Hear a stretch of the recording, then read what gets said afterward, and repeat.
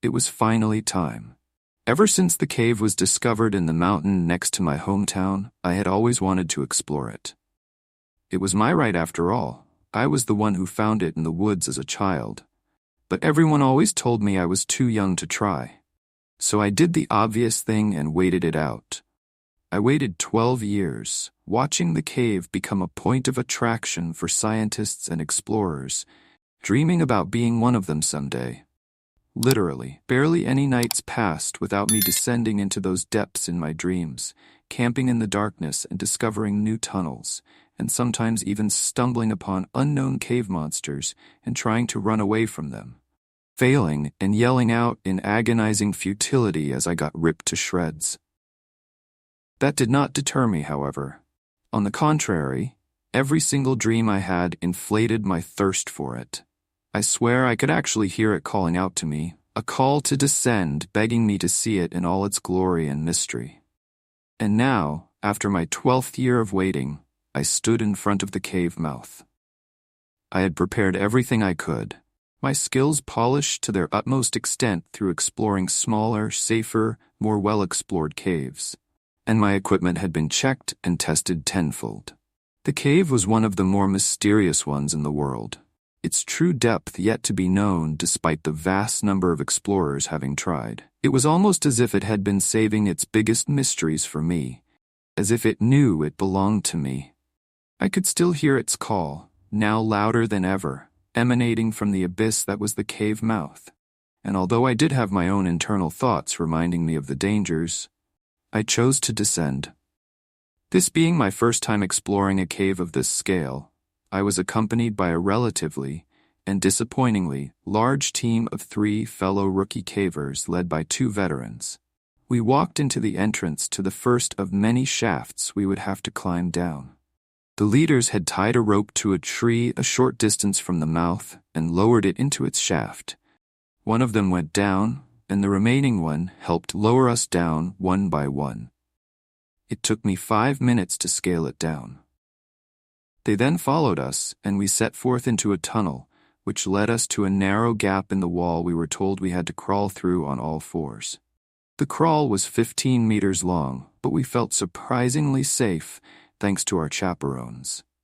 When I crawled out the other end of the passage into a 6x6 room and turned back, I realized that the light of day that followed us had now completely disappeared, and our torches were the only thing letting us see. Though that was a matter of course. The surface was out of reach now, of our hands and our eyes, and if we were to turn our lights off, our eyes would never adjust to the dark. Another reminder that I was right to bring backup lights and a whole lot of glow sticks with me. We turned back and went down a path right underneath the one we had come through, one we would have totally missed if not for our guides. I braced myself for the unknown.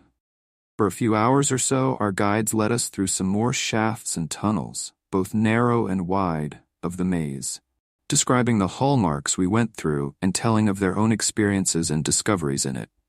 I almost felt cheated hearing them speak of how they had violated the sacred wonderland I was supposed to explore. But I knew better than to tell them about it. They also explained how caving is actually not as scary as most would believe, and you're only really in trouble if you get injured or lack supplies, equipment, or company. That made sense, considering how easy it had seemed, but it too carried with it a feeling of dissatisfaction, a feeling that I had been cheating. We had to descend for 5 hours before we reached the first supply camp, a large limestone chamber 1,500 feet underground and 22 meters wide. We rested there, cooked and ate our canned food, and slept. I wondered if I would still have dreams of the cave, since I was now inside it. I was not disappointed. In my dream, I was in that same cave but had no one with me and had to descend it on my own. I crawled through a passage that got narrower the further I got, until the walls felt like the coils of a boa constrictor, crushing the life out of me. I was woken up just then, and we headed for the next camp. The trip was much the same, except there were more narrow passages that we had to crawl through on our torsos. We reached the second camp by descending a 60-foot column into a much bigger chamber more than 3,000 feet underground. Our guides told us this one split into various paths and chambers to scout, and we would be choosing one of those to explore the next day. Around this time we had heard the sound of water flowing that was much louder than what we had been hearing up till now. The leader told us that it was probably some rainwater that ended up flowing into the cave. Seeing the worried looks on our faces, he added that it was nothing to worry about. The water would most likely take one of the passages to flow into, and it would have to fill up almost the entire cave before reaching us, so even if something were to happen, we would have plenty of time to escape. We did the same as the first camp. We rested, ate, and slept, and I was in the middle of yet another cave dream when I was woken up by the thunderous sound of crashing water. Upon asking, the leader regrettably told us that the worst-case scenario had happened. The water was rising way faster than expected, and we needed to leave. They made preparations to climb the shaft while we gathered only the most important items so as to not slow us down. I felt heartbroken. I do not want to leave. This is what my whole life has led up to. Such thoughts clouded my mind as I tried to figure out what to take and what to leave behind. We still had thousands of feet to climb, so obviously I needed the food. The lights were definitely important too, as was my climbing gear. As I was figuring things out, the guide told me the others had started ascending the shaft again, so I threw my backpack on, catching a glimpse of concern on his face, and tied the harness around myself. I started to climb, but upon reaching the shaft, I saw how much the water had increased and was crashing down the same column I would have to climb. We could not climb through that water pressure, and I signaled as such to the guide. We regrettably lowered ourselves back down and hurried as we tried to find some place we could take shelter from the water. We chose one of the passages that sloped upward and crawled its narrow tunnel up until it sloped downward again. We came into a small room, this one more like 5 by 5 feet. We sat down and caught our breath and tried to analyze the situation. The two of us were the only ones left behind. We hoped that the rest of the team managed to make it to safety, but that did not ease our feeling of being trapped. The guide told me that we did not have to worry. We could try to follow this passage and reach the third camp. Maybe it had survived too. Listening to that made me feel relieved, and upon realizing that, I wondered, was I relieved that we would get out of the cave? Or was I relieved that we could continue to descend? Did I take so much time packing up, not out of confusion, but hoping for this exact thing to happen? The more I thought about it, the more it disturbed me. This was the first time I felt fear of my own greed, but it would not be the last. Regardless, I chose to continue my descent. It took us another few hours to get to the next camp, and we reached there after squeezing through a tiny claustrophobic tunnel 9 inches wide that stretched out for 30 meters. It was a grueling process, all the more so with just the two of us, but we pushed through. Upon making it to the camp, we felt overwhelmingly relieved and helped ourselves to the supplies available. After some much-needed rest and relaxation, the guide pulled out his map and started to review the next plan. He told me that there was actually a passage that led directly upwards, and that is what we would be using to get back to the surface.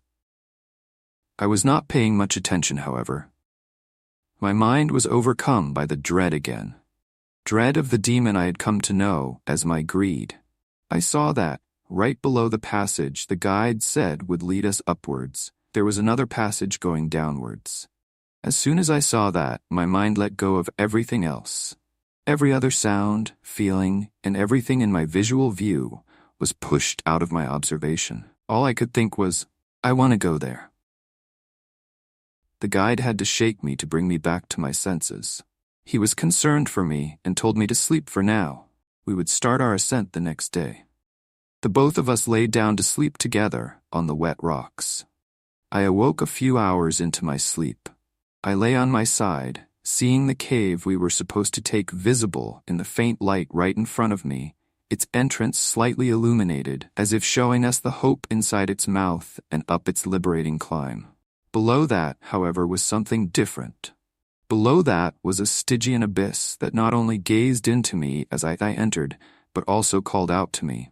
The call started out as a seducing whisper, slowly growing into a pleading moan, and eventually going even further into a chilling cry that beseeched, commanded, and threatened me to enter it. It was deafening. I could not move. I could not do anything. I understood this was just another nightmare, though that did not make it any easier. The call seemed more than an audiation of my own greed. It was really there, an infernal siren of the depths making itself known to no one but me. It was so much more terrifying than being chased by cave monsters or crushed by sentient rocks. I was paralyzed, and I felt so frightened and helpless. I was woken up by the guide around that part. He seemed concerned for me, but I told him I was okay. He told me it was finally time to go, and we had to gather our equipment and supplies. I stocked up on food and water. I was free to take my time this time. He told me that there was a column that we had to scale up, and this time he would go first to see if it was safe, and I would have to wait. I waited for a while, trying my best to avoid so much as looking at the passage below. However, I could not ignore the voices calling out to me. It felt agonizing to resist it. It was also infuriating. I thought I could make it end so much sooner if I just confronted the call and screamed at those demons to stop bothering me once and for all. And so I turned around and snapped my gaze to the entrance with determination to assert dominance over the voices. Unlike anything I could have expected, though, the voices stopped before I could even say anything. They were now replaced by utter silence, broken only by the dripping cave water and the distant sounds of the guide trying to climb high above. I felt tricked. This was what I wanted. The voices had ceased. The entrance to the passage that up until now felt like an impossible, maddening void was just another cave entrance, its mouth illuminated by my light. I now felt none of the pressures I felt, forcing me to descend. That, however, was not comforting in the least. The pressure had been replaced with angst. I was free to go up the passage, reunite with the team, and come back sometime later to explore the same passage again, and nothing would be different.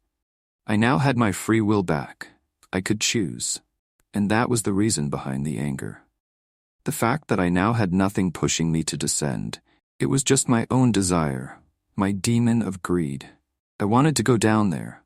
Despite it being common sense that me and the guide needed each other to get to the surface, despite the fact that caving alone meant almost certain death, I wanted to leave him behind. I remembered how unsatisfied I felt traveling with my companions. It all came back to me. How much I felt the cave belonged to me, how I felt it was my right to explore its still virgin passages. And that brought me to terms with my desire. Thus, I stepped down into the lower entrance. I chose to descend. It started off with a rocky path that sloped downwards, and I rushed down it. I could hear the guide calling out to me in the distance, and I had to get away from him, or he would come to take me back. I hoped he would not follow me and could manage to somehow reach the surface without me. I had no intention of going with him. I had memorized a bit of the map, and knew that this passage split into several down the line. I just had to get there fast. I hurried as much as I could, ducking down under the stalactites, and reached the fork in the cave. I chose one at random and hurried down it. And just like that, I was out of the guide's reach. I slowed down and took my time, basically strolling ahead and checking out the path in front of me with my light. There was much less of a chance the guide would catch up to me now, and he was not stupid enough to risk going down the wrong path on his own. At least, I hoped he was not. If he decided to come after me out of a sense of responsibility, well, I wished him luck, but I would not want to go back to him. I still hoped he would find safety, but he did not concern me anymore. I was now free to enjoy my time here. I had a fair amount of equipment and supplies. I was able to find my own way through the tunnels and shafts through grit alone. Yes, I was blaspheming by going alone into unknown territory, but I just did not think about it. I simply chose to descend. A few hours in, I felt hungry and took a lunch break. I had a lot of food bars and unwrapped one of them to savor in the light of my glow stick. I took a moment to take in the environment. I was sitting in a slightly sloping tunnel about 2 meters wide, a tunnel that sounded wet. The only sound I could hear was the dripping water echoing through the moist caverns. I felt the humidity too, on my skin and in my nose, as I breathed in the musty, earthy smell. There was no turning back for me now. I would be spending the rest of my life on these wet paths. The dripping water was all I would ever hear. At least that is what I thought, until another sound caught me off guard. I heard the sound of rock sliding over rock. I was confused. What could have made that sound? Was there someone else there? I thought the guide actually managed to catch up to me. But that was impossible. I was following my own path blindly. How could he have caught up to me just like that? The sound continued. I called out to him, and the sound stopped. My glow stick went out around the same time. What I heard next was something akin to shuffling. Not the shuffling of human feet, no, for there was no recognizable rhythm of bipedal motion. But it definitely was the sound of something moving. Maybe more like a large sack of gravel dragging along the ground. This was the first time I was made to feel external fear. All of a sudden, the water was not the only thing I could hear anymore. Besides that noise, I could also hear my own heart thumping in my chest, fueled by an apprehensive rush of adrenaline. I was breathing heavily, shivering in the total darkness. There was something else with me here, something alive but not human, and that something was aware of my presence. I flashed back to my nightmares. I did not know what to do. The sound stopped, but that was replaced by a feeling that I was now being watched. I felt the presence of the thing that was making the sound. It was now right at the end of the tunnel, only a few feet away, and could very well see me. And then it just stayed that way. For a few minutes, for an hour, for several hours, all the while I was paralyzed with restless agitation. And then I heard the sound of it moving again. It was gone, just like that. I jolted as if snapped out of a trance, panting heavily, and started crying. I had just come into contact with something I had no knowledge of, something I could not even see. For the first time, I had faced the fear of the unknown. And it was that fear that brought me back to my senses. What the hell was I doing? I did not want to explore anymore. I wanted to go home and forget this cave even existed. I turned on my light and looked back up to the way I came. And I remembered I was only blindly following along and had no idea how to get back. Besides, that was the way the creature had come anyway. I looked the other way, down the way I was heading. I heard the siren's call to descent again. I whimpered, and tears welled up in my eyes once more. That was the only choice I had. There was no turning back. Hesitant, I once again obeyed those whispers. Once again, I chose to descend. I would not come across that kind of creature again as I traveled the caves for days, following the siren's whispers. I slept when I wanted to sleep, ate when I wanted to eat, and went when I wanted to go. But I could not stop descending. When one of my lights ran out, I switched to another one. All I could do was keep moving, and eventually the food inevitably ran out. When it did, I thought my time had finally come. I now had no choice but to starve to death. That is until I came across an underground lake. And in it I found a creature. It was no alien monster, but a simple cave bug. And before I could think, I grabbed it and shoved it into my mouth. And thus my demise was prolonged, and my diet shifted to the critters and lizards I found in the cave. Eventually my water ran out too, and I started drinking from any source of water I found in the cave. I knew it was not safe or pleasant to consume, and neither were the critters. But I was not in control of my body now. It was moving on its own and would rather die painfully of disease and exhaustion than stop or starve.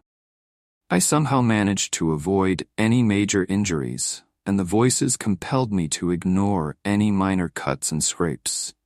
My body kept delaying my fate with every smallest chance of survival, and I could only keep moving as I waited in agony for the release of death. I would keep moving for some more days, maybe weeks or even months, until I wondered if I was closer to the Earth's core than to the surface. It was definitely getting warmer. After some time, as I squeezed through the nth tunnel, I dropped onto a muddy floor, which caught me off guard, as it had been a while since I had seen anything other than boulder slopes. I stood up and examined the area, which seemed like a warm and slightly misty cavern around 10 meters in diameter, its floor muddied by water dripping from the stalactites. I walked around and tripped forward almost instantly as my foot caught on to something. I tried to see what it was that had tripped me and stumbled back again as I realized it to be a human-sized skeleton. I got up again and approached it nervously and picked it up to observe it. It was definitely the size of a human, but not human at all. The skull, for one, seemed more like that of a reptile, and the bones, although thicker and stronger than human bones, seemed hollow. It had 8 limbs, 4 of which seemed like arms, 2 like legs, and 2 that fit the function of both. Each limb ended in 4 finger-like appendages. The ribcage-esque part was a lot wider and denser and expanded to cover almost the entire torso and brought to mind a turtle shell. The best way to describe it would be a combination of an insect and a tortoise skeleton. This was clearly a creature unlike anything humans knew. I looked around. There were at least 4 more such fossils, mostly buried in the mud. Once again, I was reminded of my cave nightmares. I remembered the creature I had met in the dark back then, the one that, for some reason, chose to spare me. I had not been able to see it then, but I remember the sounds it made, which looking back could have been akin to what some giant muscular vermiform organism would be like. These things were clearly different. I trudged through the mud in a hurry, wanting not to spend a second more in that damn chamber. I just could not wrap my mind around the fact that I had come across not 1 but 2 species that had been living unbeknownst to us so far below the surface. I did not want to think about it, but I could not just stop thinking either. How long had these things been around for? Were they simply animals, or were they intelligent like us? What would happen if I were to come across one of them? What would they do to me? Were there other such abominations here? Were my dreams more than just dreams? I shivered as I walked around. The thoughts were too excruciating for me. After walking for a while, I found the way out, which was a steep and muddy slope downwards. Without a moment's hesitation, I jumped in and slid down it. This time, I landed on a rocky surface that was only slightly muddy. In front of me, however, was total darkness. I was confused. I checked my torch. It was on, but shining it in front of me revealed nothing beside a pitch-black darkness. I looked around and down and realized I was on a sort of escarpment, a cliff edge next to the wall. The edge went along the wall and sloped down, though that was all I could see. I did not know how deep it went or how vast this giant cavern in front of me was. My torchlight dispersed after only a few feet in front of me. It had nothing to reflect off, nothing to illuminate ahead.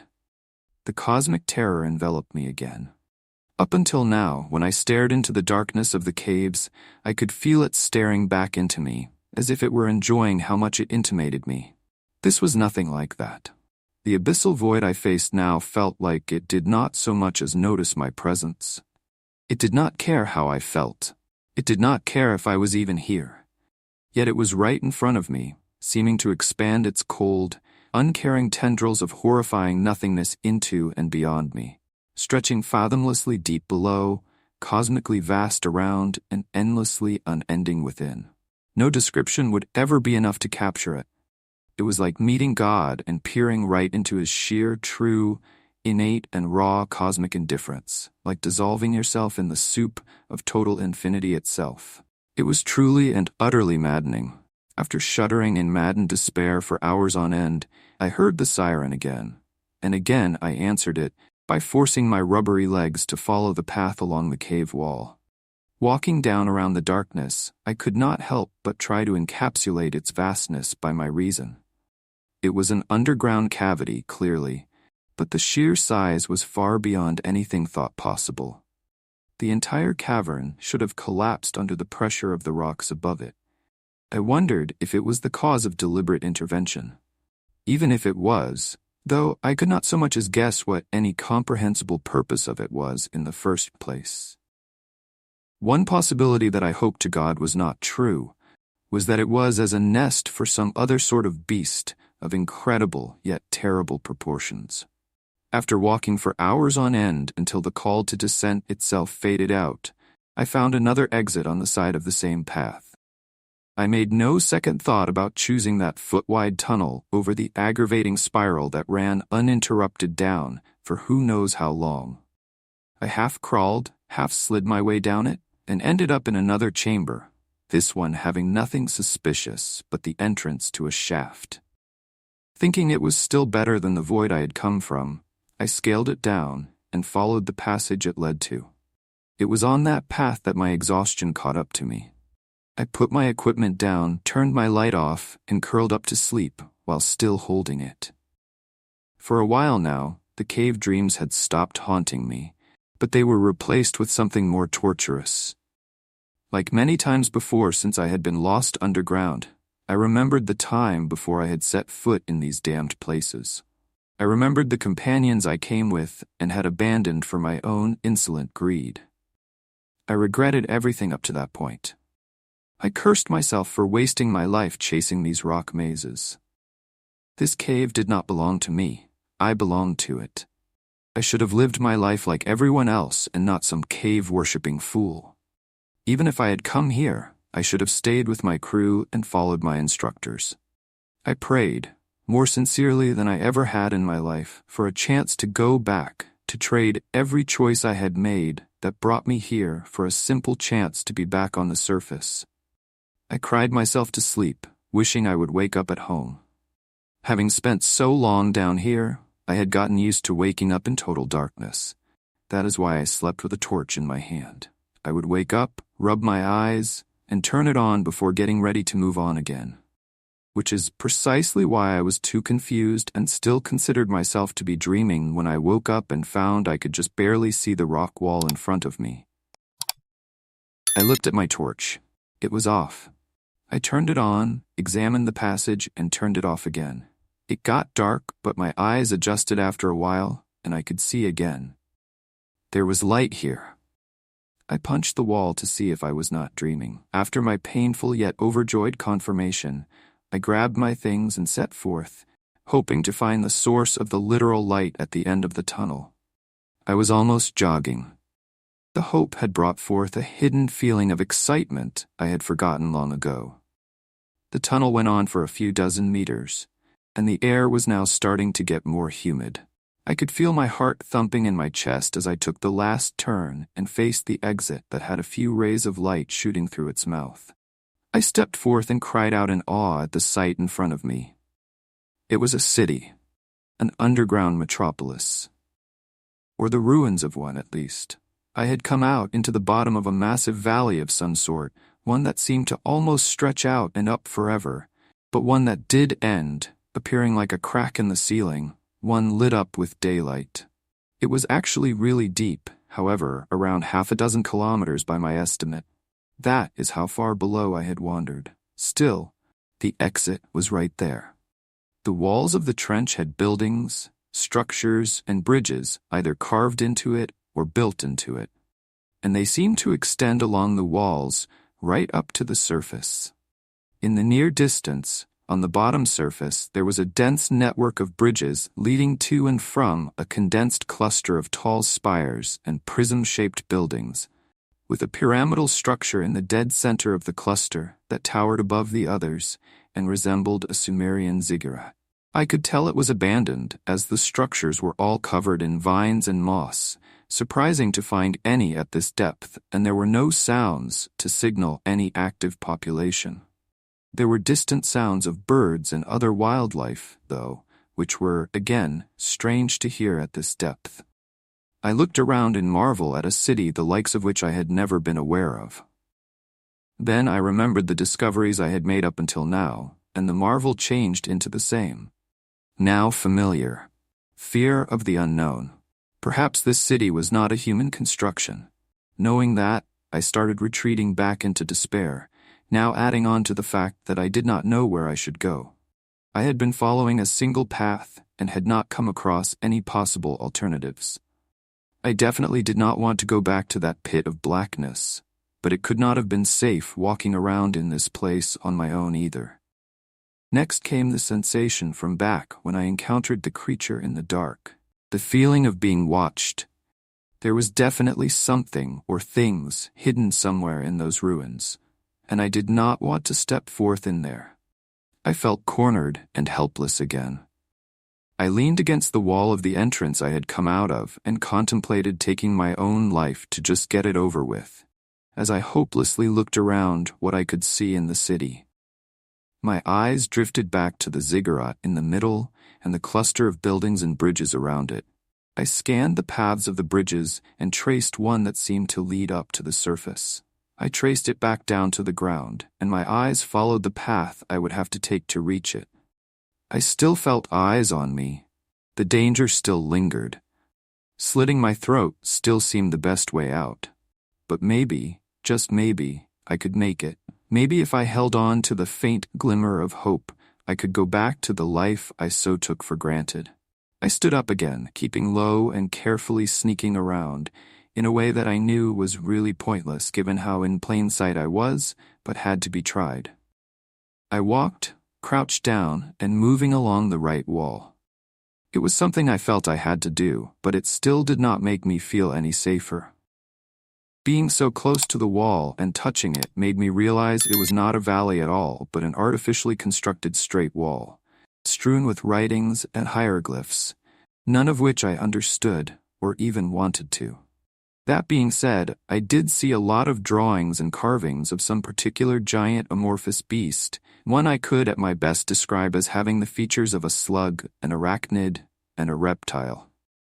The path was also now littered with geothermal vents, a few of which I had been coming across for a while back when traveling through the caverns.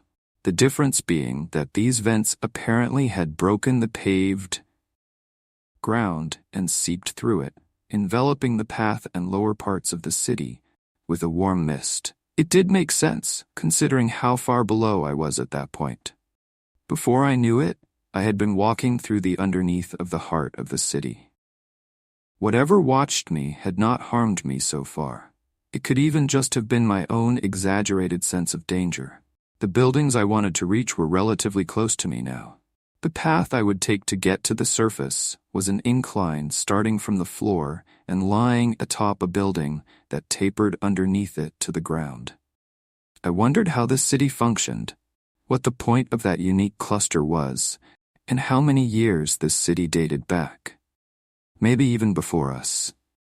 There was the tiniest sense of curiosity telling me to explore this city, but it was far overwhelmed by my fear and caution. I wanted to get out of here as soon as possible.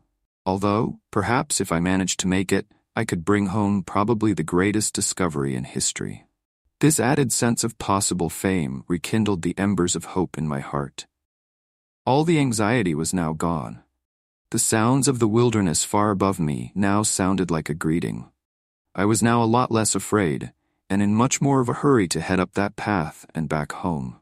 Thus, I had forgotten about caution, and was now sprinting in a straight line, wading through the increasingly hot mist to the way home I could see ahead. I saw the ramp get closer as I ran, my eyes glowing with joy and gratitude, and planned to run right up it. Just as I reached the base, though, all of that stopped all at once as I heard it, that wretched siren. The one that had been with me up until now. The one that made me come down here in the first place. It was back, and it had now drowned out all other sounds around me.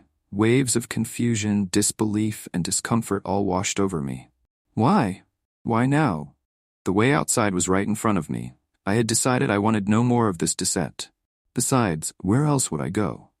I stood fidgeting and then looked around for the source of that sound where it was calling me to now.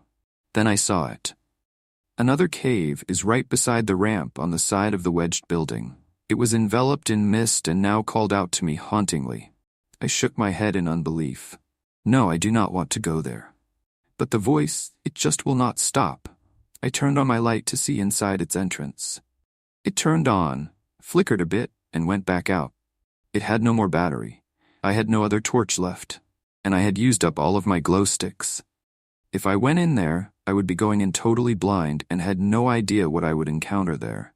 Just some more endless caves, or perhaps some other abominable beast, perhaps a whole world totally different to what I had seen up till now.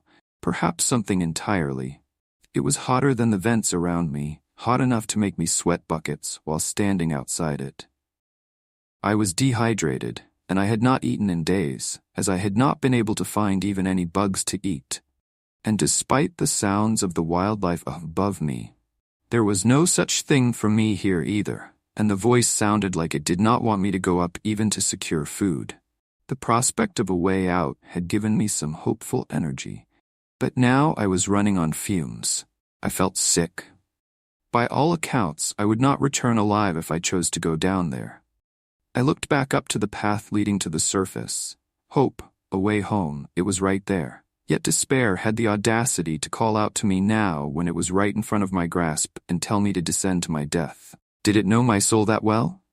I looked up, I looked down, I looked up, I looked back down. Two paths stood in front of me, and I made my choice. I chose to descend. The story credit, Agnuts. Subscribe for more horror stories every day.